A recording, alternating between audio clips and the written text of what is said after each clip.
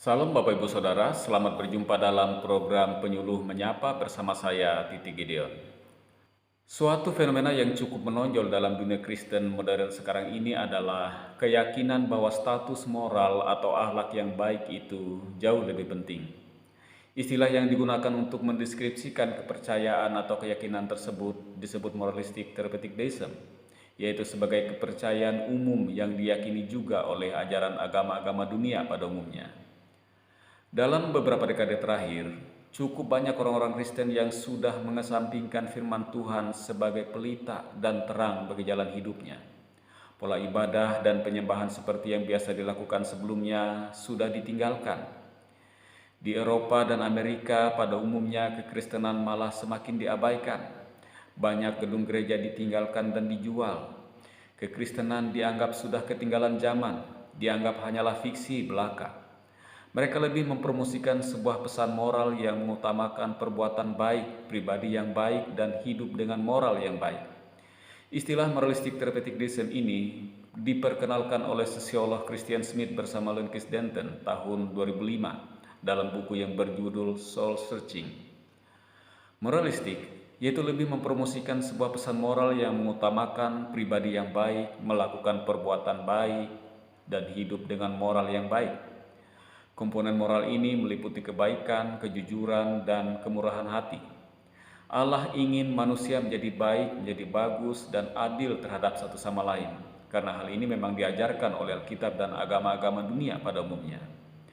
Terapeutik, fokusnya adalah kebahagiaan atau kepuasan pribadi, kebaikan emosi, dan kebanggaan diri. Perspektifnya adalah agama dipandang sebagai sumber penghiburan saja, sebagai pendukung serta sebagai panduan bagi seseorang untuk menghadapi tantangan hidup. Dan tujuan utama dari hidup adalah supaya kita berbahagia dan merasa baik dengan diri sendiri dan dengan orang lain. Karena orang yang baik akan masuk surga ketika nanti mereka meninggal. Deism memahami bahwa Allah itu memang ada, yang menciptakan dan yang telah mengatur alam semesta serta kehidupan manusia. Tetapi mereka menolak kalau Allah terlibat aktif dalam kegiatan dan tindakan manusia. Allah dipandang sebagai Allah yang jauh, tidak terlalu campur tangan dengan kehidupan pribadi seseorang, kecuali ketika Allah perlu untuk menyelesaikan suatu masalah saja. Deism adalah suatu percampuran posisi filosofi dan teologi yang populer pada masa pencerahan abad 17 dan 18. Namun keyakinan moralistic therapeutic deism ini berlawanan dengan pernyataan iman Kristen seperti yang tertulis dalam Efesus pasal 2 ayat 8 dan 9. Sebab karena kasih karunia kamu diselamatkan oleh iman. Itu bukan hasil usahamu, tetapi pemberian Allah. Itu bukan hasil pekerjaanmu. Jangan ada orang yang memegahkan diri. Sebagai orang Kristen, kita tentu tidak setuju dengan cara pandang moralistic therapeutic deism ini, karena cara pandang ini masih terlalu sempit.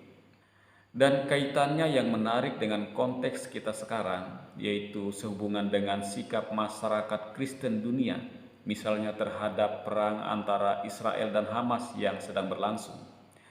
Berbagai reaksi dan argumen dari masyarakat Kristen dunia sangatlah beragam, mulai dari yang menentang, mengecam, mengutuk, hingga yang tidak peduli dan skeptis. Kemudian sebagian lagi ada yang setuju mendukung Israel, tentunya dengan berbagai argumen pula. Namun sikap seperti apa yang seharusnya diharapkan dari orang Kristen yang sudah mengenal firman Tuhan dengan baik? Konflik antara Israel dan Hamas memang begitu kompleks dan rumit. Memang melibatkan akar sejarah, politik, dan tensi agama yang panjang di wilayah tersebut. Kenyataan yang lebih membingungkan adalah bahwa begitu banyak orang Kristen yang justru memberi reaksi yang tidak sejalan dengan kebenaran dan kedaulatan firman Tuhan. Sikap orang Kristen yang latah mengecam dan menentang pembalasan Israel terhadap Hamas atau Palestina justru bisa membuat diri terjebak, yang akhirnya akan menempatkan diri kita pada posisi yang bertentangan atau tidak linier dengan kedaulatan firman Tuhan.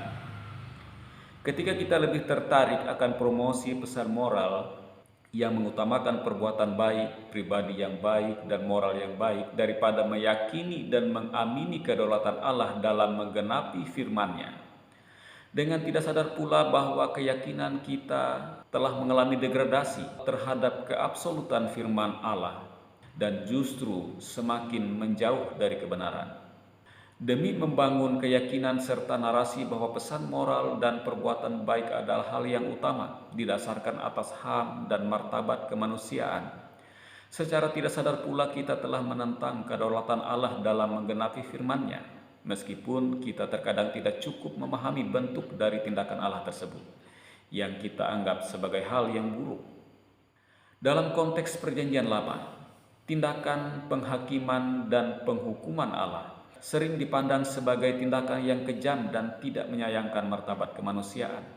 Padahal Allah tidak pernah keliru sedikit pun dalam seluruh perbuatan dan penggenapan firman-Nya.